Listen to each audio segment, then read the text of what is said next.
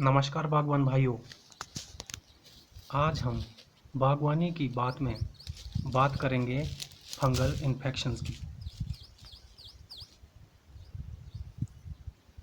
कुछ बागवान भाई कहते हैं कि हम फंगिसाइड का पूरा शेड्यूल फॉलो करते हैं, फिर भी फंगस हमारे बगीचे में कंट्रोल नहीं हो रही है, बल्कि समस्या ज़्यादा गंभीर होती जाती है। तो बागवान भाइयों, आज हम बागवानी की बात में इसी विषय पर बातचीत करने वाले हैं। बागवान भाइयों, पौधे में कई तरह के फंगल इन्फेक्शंस होते हैं। इनमें से कुछ फंगस तो बागवानों के मित्र फफूंद होते हैं जो पौधों पर पॉजिटिव इम्पैक्ट डालते हैं। वहीं कुछ ऐसे फंगस भी होते हैं बागवान भाइयों जो हमारी सेब की फसल को बहुत ही ज़्यादा नुकसान पहुंचाते हैं। बागवान भाइयों, इन फंगल डिजीज़ में प्रमुख है स्कैब, अल्टरनेरिया, मार्सोनीना, फ्लाई स्पैक और सूटी ब्लॉच। इन इन्फेक्शंस के कारण हमारा बागवान भाई सबसे ज़्यादा परेशान रहता है। जब ये फंगस बगीचे में अटैक करते हैं तो यह हमारी सेब की फसल को बहुत नुकसान पहुंचाते हैं बागवान भाइयों। इसके कारण बागवान भाई पूरा साल परेशान रहते हैं। बागवान भाई बार बार फंगिसाइड की स्प्रे करते हैं, लेकिन समस्या ज़्यादा कंट्रोल नहीं हो पाती, जिसके कारण असामयिक पतझड़ भी होता है बागवान भाइयों, और हमारे फ्रूट पर कलर की समस्या भी आती है, साइज़ की समस्या भी आती है, और हमारी फ्रूट क्वालिटी बिल्कुल ख़राब हो जाती है बागवान भाइयों। क्या बागवान भाइयों, आपने सोचा है कि प्रॉपर स्प्रे शेड्यूल फॉलो करने के बाद भी हम इन चीज़ों पर कंट्रोल क्यों नहीं कर पाते हैं? तो आइए बागवान भाइयों, बात करते हैं। इसका मुख्य कारण है बागवान भाइयों, पत्तियों में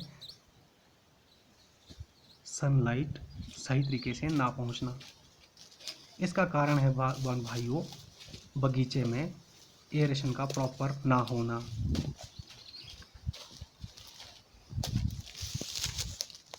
बागवान भाइयों, दो टहनियों के बीच एयर सर्कुलेशन ज़रूरी होना चाहिए। जब बारिश का मौसम होता है तो बगीचे में हमारे पत्ते गीले हो जाते हैं।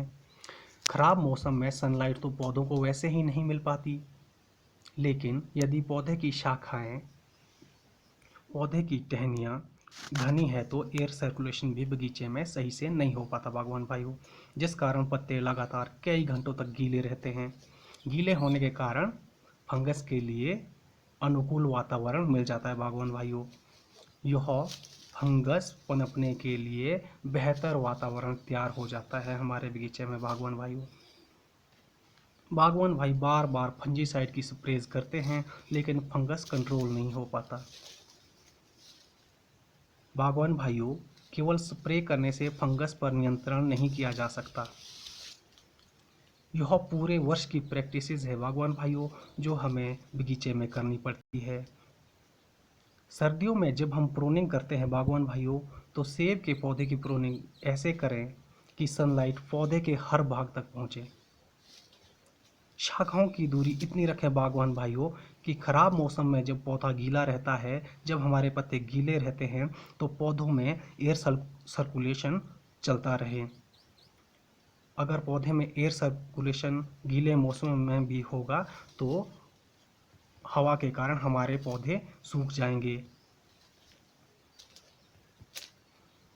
बागवान भाइयों, सर्दियों में जब झड़े हुए पत्ते हमारे बगीचे में दिखते हैं तो हमें उन पत्तों को डीकम्पोज कर देना चाहिए, ताकि नए साल में फंगल इन्फेक्शन ज़्यादा ना हो। यदि हम अपने बगीचे में ऐसी प्रैक्टिसेस करते हैं तो बागवान भाइयों, हमें फंजीसाइड की ज़्यादा ज़रूरत नहीं होगी, हमें फंजीसाइड की ज़्यादा स्प्रेज नहीं करनी पड़ेगी। और यदि बगीचे में फंगल अटैक हो भी जाए तो फंगिसाइड अच्छे से काम करेगी।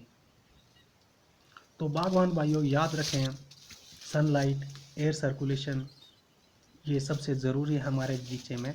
और इसके साथ साथ जब पतझड़ होता है तो बागवान भाइयों, गिरे हुए पत्तों को डिकम्पोज ज़रूर करें। ये सारी प्रैक्टिसेस करने से आने वाले वर्ष में फंगल इन्फेक्शन की समस्या कम रहेगी। और यदि आपने प्रूनिंग सही से की है तो बागवान भाइयों, अगर फंगल इन्फेक्शन का अटैक हमारे बगीचे में हो भी जाए तो फंजीसाइड से उसे कंट्रोल किया जा सकता है बागवान भाइयों। तो बागवान भाइयों, उम्मीद है आपको दी गई जानकारी अच्छी लगी होगी। आप कमेंट बॉक्स में अपने सुझाव हमें ज़रूर भेजें। यदि आप चैनल पर पहली बार आए हैं तो हमारे चैनल को ज़रूर सब्सक्राइब करें। हम आपके लिए बागवानी से संबंधित इस तरह की जानकारी लाते रहते हैं। तो बागवान भाइयों, मिलते हैं अगले वीडियो में।